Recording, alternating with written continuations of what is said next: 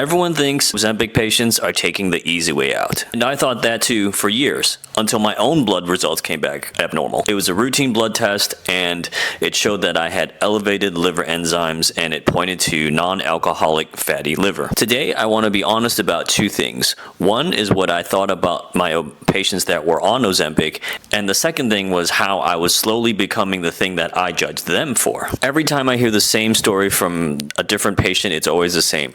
They find this magical shot, they do it once a week, and all of a sudden the weight magically just melts off. And here's the thing, if it's too good to be true, it probably is. I grew up believing in hard work beats shortcuts and personal responsibility for one's own health. So when every time a patient would say they were on Ozempic, part of me quietly judged them. Now hear me out, if you've ever needed help and felt guilty for needing help for losing weight, it actually isn't your fault, because I was wrong and I want to talk about why. This isn't just something that happened to my patients, this happened to me too. Growing up in America, fast food was abundant and cheap. It was Oreo cookies and milk after school every single day and eating out fast food 2 to 3 times a week. And I wasn't the exception, it was just the norm growing up. So when my liver enzymes came back elevated on a routine blood test, I was in complete shock. I thought I quote unquote ate well, and I was too young to have fatty liver, which is a sign of pre-diabetes pretty much, because my body can no longer handle the load, and it was passing off the load onto the liver, which was storing fat in the most simplest terms. 50 to 60 years ago, this was called adult onset diabetes. They've had to change the name to type 2 diabetes because so many young people are actually having these metabolic problems. And just like my patients, my first instinct was to blame myself. I'm an allied health practitioner and an Eastern medicine doctor. This should not happen to me. But the truth is the truth I tell all my patients now. It's not a discipline problem. It was an education problem. I simply did not know what I was doing to my own body. Luckily, I found a mentor who mentored me in business and clinic, but also diet and lifestyle as well. He showed me exactly what he ate morning, night, and dinner. After 90 days, I was able to reverse most of the fatty liver damage, but also return my liver enzymes back to normal. And when I described it to my brother, he called it the prison diet. It's fairly simple. Basically, 2 boiled eggs, boiled veg, some raw tomatoes, and no sauces, nothing extra, and very limited carbohydrates and high protein. Although it took some time, it didn't happen overnight, I was able to reverse all of the damage I had done to my body. Now, that being said, I still have cravings, but I'm able to swap out these bad habits with good ones. And every once in a while, if I still have a food craving, I just go for it. Because it's not about restricting and going cold turkey, it's more about finding the right habits and replacing them with good ones. My mentor had me do what all his patients do. We took a 7-day inventory of everything we ate. Breakfast, lunch, snack, dinner, and what we ate afterward.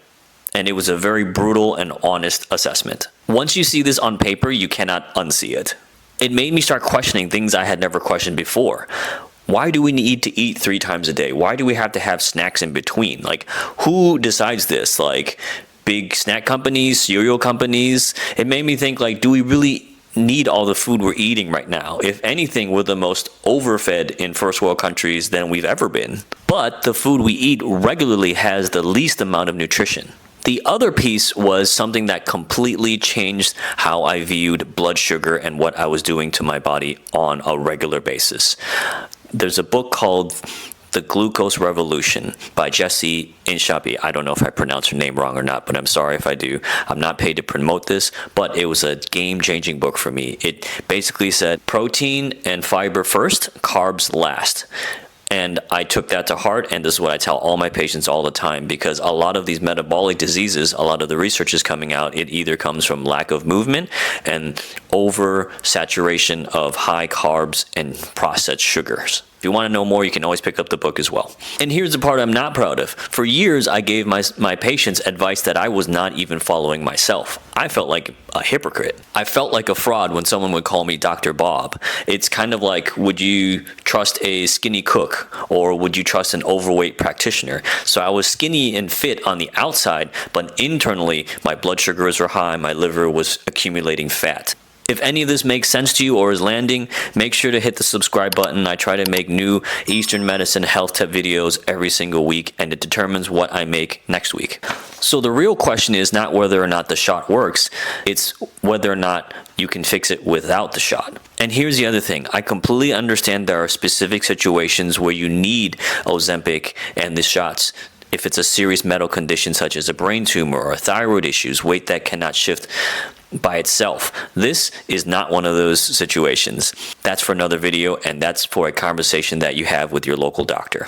So what the biggest change for me wasn't actually diet. It was more of a mind shift. I went from judging these patients on Ozempic to understanding where they were coming from. And I realized over time, this isn't just about going cold turkey and willpowering your way out of it, because the environment makes it so easy. It's cheaper to eat unhealthy than it is to eat healthy. If you walk around any convenience store or any 7-Eleven, most of the food, up to 90, 80, I would say argue at least 80% of that food is processed with added high fructose corn syrup and also added sugars. Eastern medicine is not about cutting things out or going cold turkey. It's about balance. So whenever I have cravings, rather than just completely ignoring and fighting it, I want to reach for potato chips, I will have a handful of cashews or nuts first. If I'm craving Coca-Cola or something fizzy, I'll have kombucha. So it's about making it work with your lifestyle sustainably. And say after I've had the nuts, I've had the cashews, I've had the edamame, and I'm still craving a cookie, I'll have the cookie. Or if I know I'm having a very high carb meal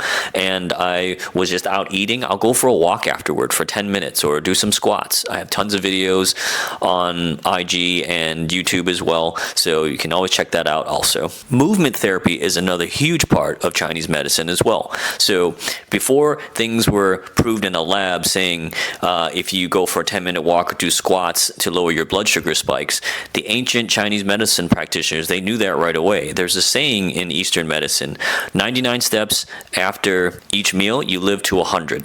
So they knew this before labs were even created. And to be 100% clear, I am not against patients that genuinely need it. If you have ever felt judged for losing weight or how you lost the weight, let me know in the comments. Or if you're like me, you've had fatty liver, and although you look quote unquote healthy and skinny on the outside and your liver enzymes are high, let me know what you've tried and where you're at right now. Or if you've had fatty liver and was able to reverse it yourself, let me know things that you've tried and things you've done on your own. I'll see you in the next video.